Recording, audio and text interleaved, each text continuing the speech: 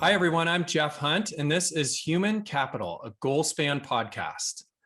On Human Capital, I get to interview top business thought leaders to uncover the deeply human aspect of work. I'm excited to talk today about what attributes make up the most desirable companies. These include things like work-life balance, career opportunities, culture and values, compensation and benefits, senior management.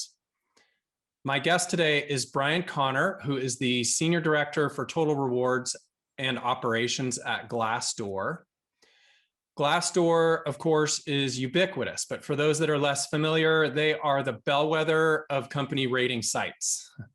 Glassdoor was founded back in 2007, has over 50 million unique monthly visitors and over 600,000 company reviews. My guest, Brian, is innovative, he's forward-thinking, he's goal-focused. He has a diverse 20-year career driving total rewards programs for international and domestic workforces. He's excellent at developing and implementing key strategies to improve employee experience, benefits, compensation, operational effectiveness. And I can tell you from knowing Brian for a long time, he's very good at building and leveraging strategic relationships to improve outcomes. By the way, that is a leadership lesson in its own right. Brian knows benefits, HR, comp, retirement, equity, M&A, compliance, I would say like the back of his hand. So it's a pleasure to welcome Brian on the show today. Welcome, Brian. Thanks, Jeff. And thank you for having me here. I appreciate the conversation with you and your viewers. Yeah, it's just a great opportunity to not only talk to you today about some of these leadership principles, but also I'm excited because of your work at Glassdoor. And before we get into Glassdoor and some of those rating metrics that people use to rate companies out there, I want to just go back to the beginning. Take us to the beginning of your career and share with our listeners who or what inspired you to go into business originally and ultimately into leadership. Sure. So for me, I probably took a different route than most individuals. I started out actually in business school, working full-time as a paramedic. And so I was working full-time as a paramedic. I was in business school and I didn't really know which major I wanted to complete in business school. And I had a professor who basically pulled me aside. His name's Mark Kepler. We're still friends to this day, but super passionate, and pulled me aside and said, hey, if you aren't in what's called, people team now, which is used to be HR. And when I was in college, it was referred to as personnel and industrial relations. Mm-hmm. And he told me, if you're not in this, you're kind of missing the boat because there's so many opportunities. There's so many functional areas that you can have direct impact on individuals and their lives and their livelihoods. Not to mention kind of the whole collective bargaining agreements, the ability to deal with unions and non-union environments. So it just seemed fascinating to me to be a part of something that was so diverse. And from there, I'm one of the few people who probably has a degree in something that I've pursued as a profession. Sure. But absolutely loved it. And then found in the different roles that I took, I found really that the total rewards is where I could have the biggest impact. It was an opportunity where you could, literally help people with a claim in healthcare, which we all know is very difficult to navigate these days, and has been for years. But to literally, somebody has a sick child in the hospital, they don't have coverage, whatever the case may be, we get it resolved for them. So there's a little tangible aspect to the total rewards function. And I think that's what has driven me to it, my entire career. Sure. It's really cool hearing you say that because it's almost like you've had the ability to have the greatest impact at the individual level, but it's also transformative corporately, because if you do that for a lot of people, you're really going to change people's perception on how they treat their employees and the company culture, wouldn't you say? Absolutely. Yeah, I think that's kind of hits the nail on the head, and that's exactly one of the things that we strive for at Glassdoor Mm-hmm.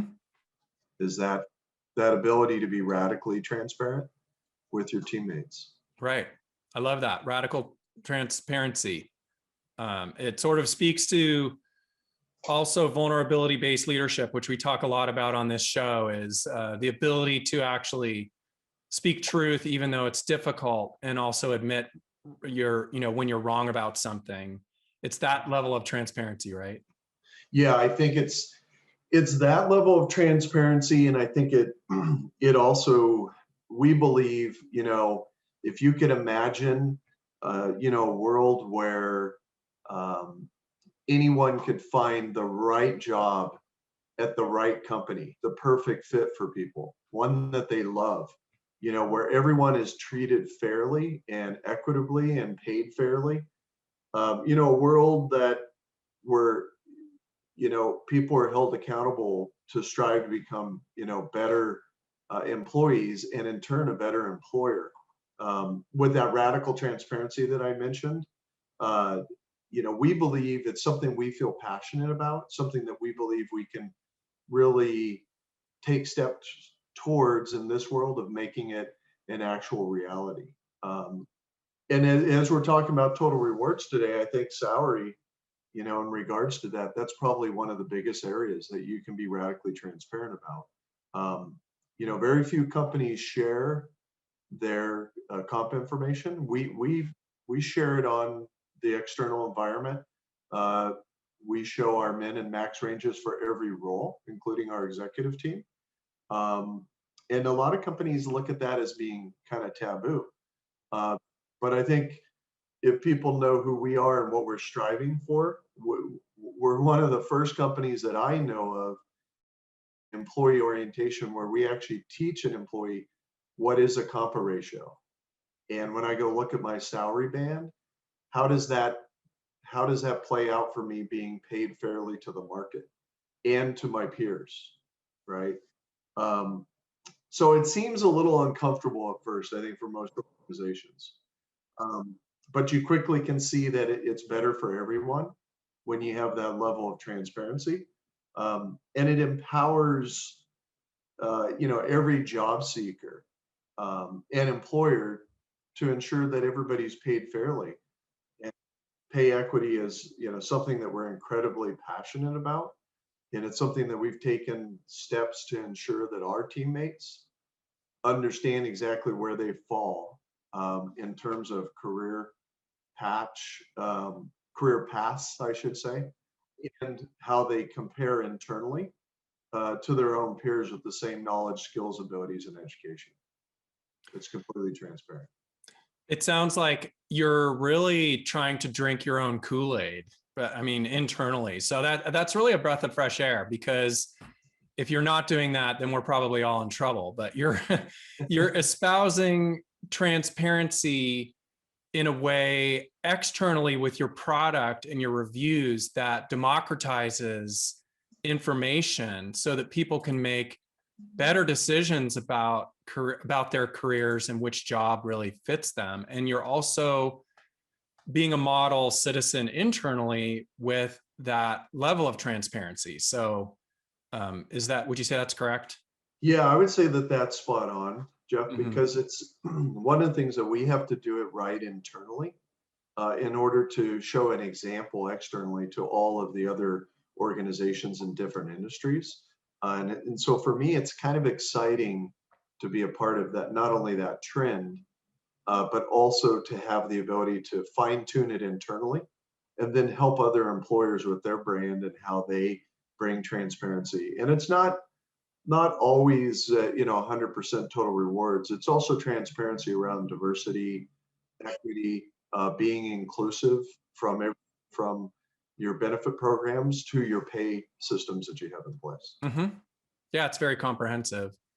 Well, let's get into the weeds a little bit. So Glassdoor's motto, you kind of mentioned this, but is to find the job that fits your life.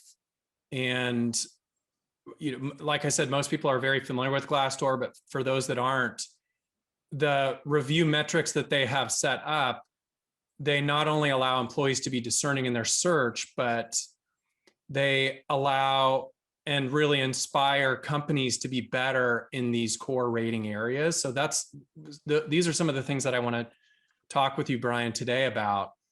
And so if you break down these core areas and really think about what are the common attributes you start seeing, so the common themes in the highest rated companies in each of these key areas, what are they? So if we start with, you mentioned compensation and benefits. So you talked about transparency, but say a little bit more about comp programs and what are the cream of the crop? What are the top tier companies doing in terms of compensation and benefits that differentiates them from others? Yeah. Yeah, so I would say, Jeff, that the top organizations obviously bring a level of transparency that's not only one in which people look at their base salary, but including the bonus and or equity, so total direct compensation that an individual would receive.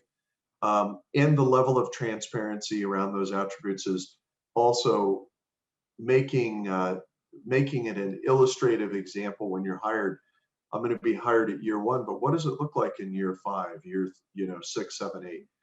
Understanding that there is obviously differences that can take place because of promotions and other nuances around merit increases and so forth. But that kind of transparency really helps drive some of the strongest predictors to employee satisfaction, right? So for our teammates to go into a little more detail around those attributes, we surveyed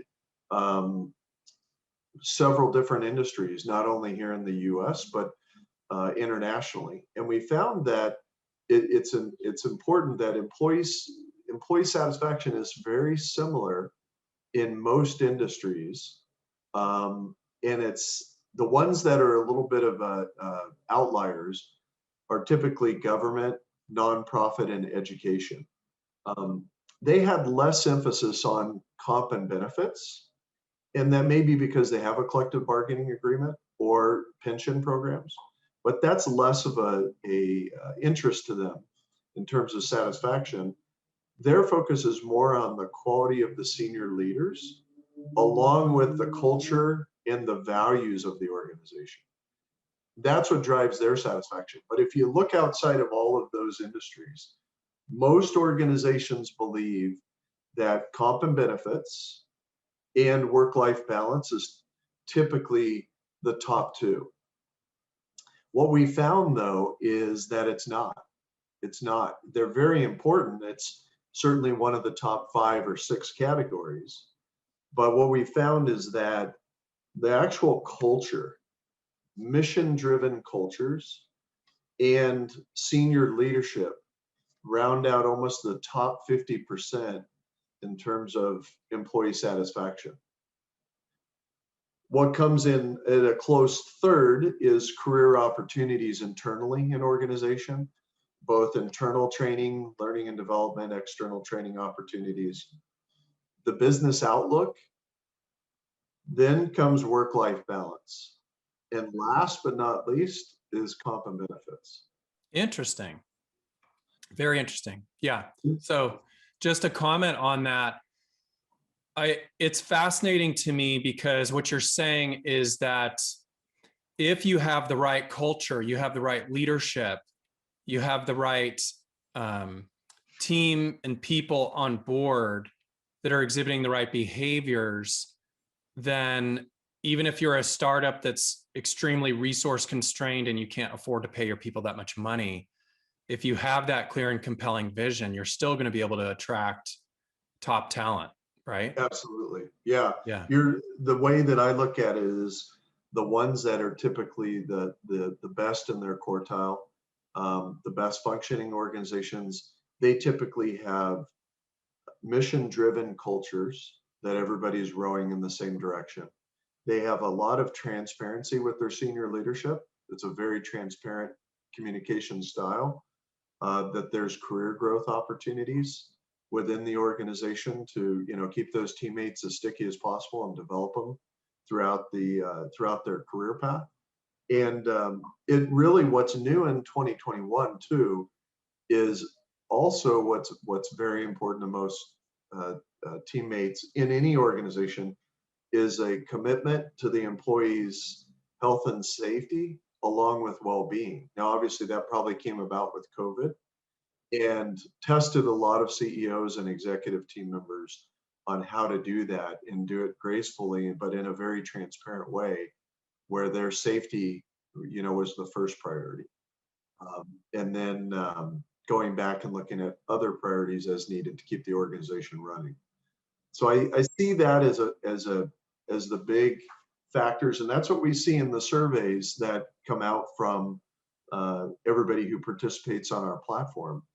And it helps, I think, for organizations to take a step back and relook at their culture, look at the values and how transparent your senior leadership is, and then from there look at what are your objectives and your mission. How do you complete that mission?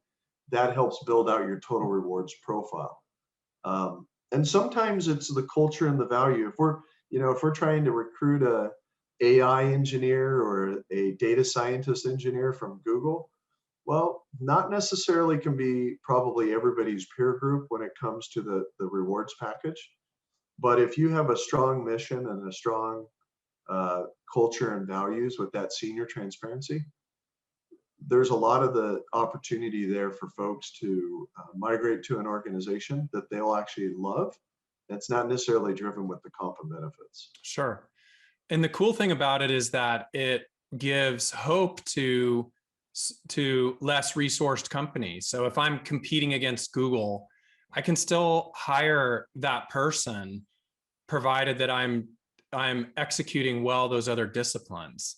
I'm also reflecting, as you were sharing that, Brian, that culture and leadership, these things that you're describing, are really the core differentiators that organizations have, right? Because you can copy pricing strategy, marketing strategy, you can copy all sorts of things from a competitor, but you cannot copy culture. It's extremely difficult to do that. So if you do that well, you're going to still attract top talent, even though you may not be paying top tier compared to those competitors, right? Absolutely. Yeah, I think it's a competitive advantage. If you have those first two workplace attributes running well, I think it's definitely a competitive advantage. I think when you look at the total rewards side of the house as well, the other thing too is not only being transparent around pay and benefits, but also ensuring that you're doing the right thing all the time. And as businesses move and people have different you get to different points in time of the year of your budget, and you're a leader and you're hiring individuals into the organization. I think it's also important from a total reward standpoint to ensure that you're doing a pay checkup each year.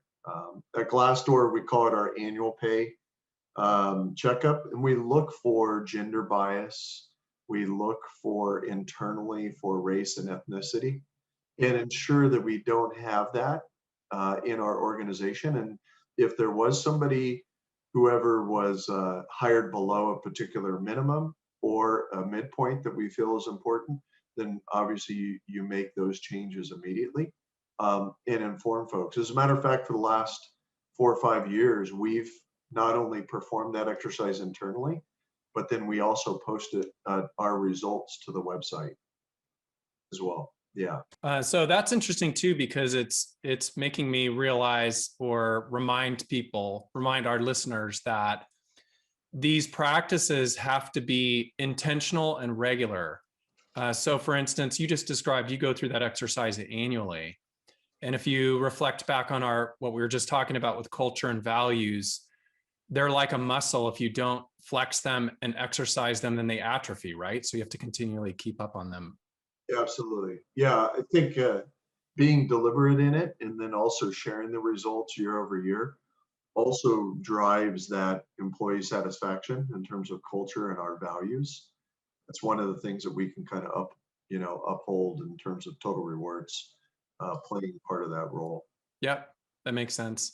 So let's move down the ladder a little bit on some of these others. How about career opportunities? What if I want to do extremely well in this area? What do I need to be doing in terms of career opportunities internally? I think one is obviously transparency and creating for each role in the organization, making sure that you have the correct job family, the correct jobs, that you've got the correct job description, especially as you price it to the external market data sets. I think that that's really critical. But as an individual, having having the ability to sit down with your manager and look at either, you can hear it, different approaches, the career ladder or career matrix, because there are opportunities where people may not just necessarily take one step after another. In order to be the COO, I may need to be in different organizations in order to get there, right? So we like to build a career matrix and let people determine what that career path would look like for them and where they want to be.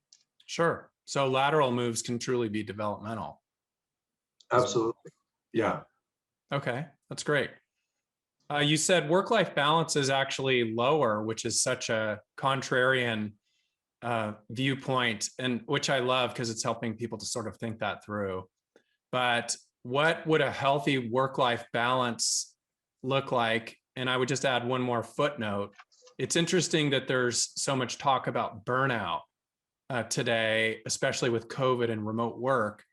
It appears there's higher levels of burnout, but what does healthy work-life balance look like? Yeah, I think the remote world of work is still, the jury's out a little on that in terms of what's the best practice. Some of the things that we employ to avoid the Zoom burnout and the Zoom fatigue that people talk about pretty regularly, is we've added one additional day per month as an additional holiday, so that we can allow for our teammates to have some downtime to catch up on work-life balance with their family, and get away from the computer screens for a period of time and have that appropriate downtime to get refreshed and recharged and back to the workplace. The other tools that we employ too is we also have a no meeting Wednesday, second Wednesday of every month. That way people can plan around some project-based work and not feel like, if you're in back-to-back meetings each day, that you're now, rather than having to have your commute then rush home and make dinner, folks are having to stay on the computer and then rush away from there and right into the kitchen. So it's trying to make that transition to a healthy balance with our employees. And what we've done is continually survey our teammates to see what's working and what isn't, to try to help develop these practices.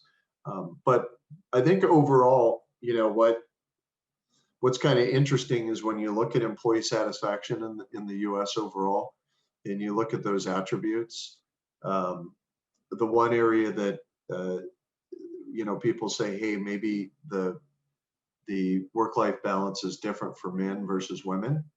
And broadly speaking, we don't see that in our survey results. What we do see is very small differences in that the females rated slightly higher the work-life balance, but it was just slight. It was a percentage. Men rated slightly higher the career opportunities, but the difference is so small. And broadly speaking, men and women largely, they have the same goals and the same attributes and values of creating work-life balance internally and looking for those attributes to be very satisfied in any organization. But the path I think we need to take is continue to survey the teammates, and test it, what works and what doesn't work, and then refine that recipe, if you will, to help us, because I think that the virtual world is not going to go away anytime soon, and I think it's going to be a big part of our life, even as we get back into the office for collaboration and more face-to-face time, I still believe we're gonna have to refine the model. Yeah, that makes sense. And I also think your surveying is such a great example for companies because they really should be taking their own temperature on these things, work-life balance, employee experience.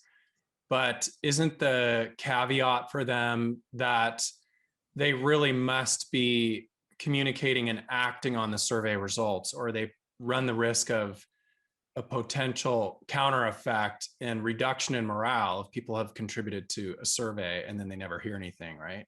Yeah, absolutely. I think that, that plays into the transparency in terms of what we, are hoping to accomplish in every organization. So you're absolutely correct. If you're gonna ask me questions and survey me, I want to know the results. And then based on those results, what actions is the company specifically going to take in order to mitigate, a concern that the teammates may have, whether it be, physical concern in the workplace, or, around a COVID contraction or something along those lines, or if people are just concerned or want to know more information about something, you have to have that transparency. So you're absolutely right, Jeff. You have to be prepared as a leader. I think that if you're going to survey folks, you have to share that, and you have to share how you're going to resolve it. Sure. Can't be the next shiny object. Very true. Okay, so let's talk briefly about senior management and culture. So, well, we already talked a little bit about culture, but maybe more specifically core values. So, what are those two? How do those two things play in the top performers? Um, Around core values for the organization as senior leaders? Well, I guess practices. So there's two things I'm referring to distinctly. So you don't have to combine them, but senior leadership, what are the traits or behaviors that we are seeing in the very highest rated companies, the senior leaders that represent those companies? And then what are the actions or activities? And like I said, we already talked briefly about this regarding core values or internal culture that lead to the highest rated companies. Sure. So I think, going back to where we were a little earlier in the conversation around a mission driven culture where people feel empowered, where individuals have a voice in the process, and you're getting everybody to row in the same direction. I think that those are key core attributes that the senior leaders need to drive, and that people can really see a connection between the overall company objectives and how those trickle down into the total rewards team. There's got to be a direct correlation there. And so we rely on internally not only our senior team, but also our middle management team to ensure that those goals are aligned correctly with their teammates and can drive those particular objectives. I think the other strong one, and that I can't emphasize more, is just the transparency around senior leadership, the ability for them to not only be transparent with communication, but also those senior leaders that have empathy and can show up where that person is at the time, or where the organization is at the time, do really well compared to other organizations that don't have those attributes. I think that's key. And then career growth opportunities. So knowing that when you hire somebody, if they have ambitions, that you're going to be able to create those opportunities internally for them.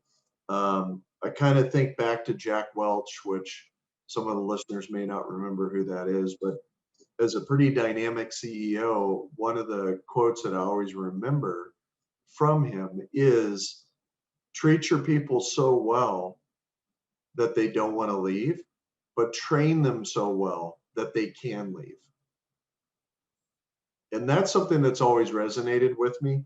So I think those career growth opportunities, learning and development internally is very key. And when you look at each generation, it's more important even for the new millennial generation to have those opportunities, not only for growth and a career path, but personal development as well. Well, and I really appreciate what you said too, Brian, about empathy, because if you look at leaders that demonstrate empathy and compassion toward their employees, and they teach others how to do that internally, what they're doing without realizing it is really increasing engagement levels, right? Absolutely. Because Yeah, it speaks to me as a leader caring about you personally rather than just as a producer. And so you're going to be a lot more likely to perform at a higher level, and we're going to have higher trust levels internally, right? yeah, absolutely. Yeah, I think that when you show that level of empathy, you're looking at them as an individual, not somebody who's clocking in and clocking out and an employee ID assigned to them, right? It becomes more personable, and I think that it makes senior leaders real and real people. Uh, and like most people in the world, you're typically not going to buy a product or service from somebody unless you like them, and you need to have some shared value. I think that goes a long ways with senior leadership. If they feel that people have compassion and empathy for their particular situation, I think it goes a long ways in building trust and minimizing attrition. Yep, exactly. All right, let's shift into some lightning round questions. You ready? I'm ready. They're easy. The first one is, what are you most grateful for? Most grateful for probably my family. That's what most people say, by the way. Do they really? Yeah, I've interviewed a lot of people on this podcast, and I would say predominantly the answer is family. So that's a good reminder of really what's most important in life, right? Right. Yeah. And I think COVID kind of helped us all realize that again as a nation. But it's funny that we say that because when you think about the work-life balance attribute, it's not number one, but it is when you're outside of work. Very true. Very true. What's the most difficult leadership lesson you've learned over your career? Probably being real for me personally. When you first come out of college, you're taught in a way that you should probably know all the answers and have the ability to get to the answer pretty quickly. Um, having the more empathy for teammates and situations that they're in. I think for me the hardest lesson probably was just sit back and relax and be yourself. Trust your team to do the right thing. I think for me that was probably the biggest lesson, is just kind of getting across that finish line of that you're not going to have all the answers. That's why you have a team. It's a great piece of wisdom, and it goes back to what you're saying earlier about truth and transparency, Yeah. which build trust. So I appreciate that. Who is one person you would interview if you could, living or not? I think that John Bon Jovi is somebody who I would love to interview. Was a big influence on me when I was a teenager, and never lived a rock and roll lifestyle. So would love to meet him. What's a top book recommendation? Do you have one on any good books you've been reading? The most recent book that I've read was Barack Obama's book that just recently came out. Okay. Um, and great book in terms of his lack of skill, so to speak, in terms of actual experience in having the ability to get into the role and realize having the right team with him really drove a lot of his successes through his presidency. Great book. Great book. Okay. So, Brian, if you had to kind of summarize it, what is the single most important thing that you would like our human capital listeners to take away from the show today? Sure. I would love for for folks to think through your strategy around culture and value, um, being transparent as leaders and having that empathy and passion for your teammates. Uh, Driving a successful organization takes more than comp and benefits. And typically when people leave an organization, it's not related to benefits. It's not related to compensation. It's usually related to how they're being treated, who their manager is, and the type of environment that you've built. So I would hope that they would go away and look at that and understand that not only work-life balance is important and comp and benefits are critical, but the more important pieces that keep people satisfied and coming back and performing at their best are those attributes around culture, value, and the senior leadership, transparency. You've shared some fantastic wisdom today. I really appreciate you coming on the show. I think you've given us food for thought to really think about how we can make our organizations better and become better leaders. So, Brian, thanks so much for coming on the show. Thank you, Jeff. Appreciate it. Thanks for listening to the show this week. We release a new episode of Human Capital on the first and third Tuesday of each month. I would really like to know what you thought of this episode. Send your comments to humancapital@goalspan.com. Human Capital is produced by Goalspan. Subscribe wherever you get your podcasts, and please share this podcast with your colleagues, team, or friends. Thanks for being human, kind.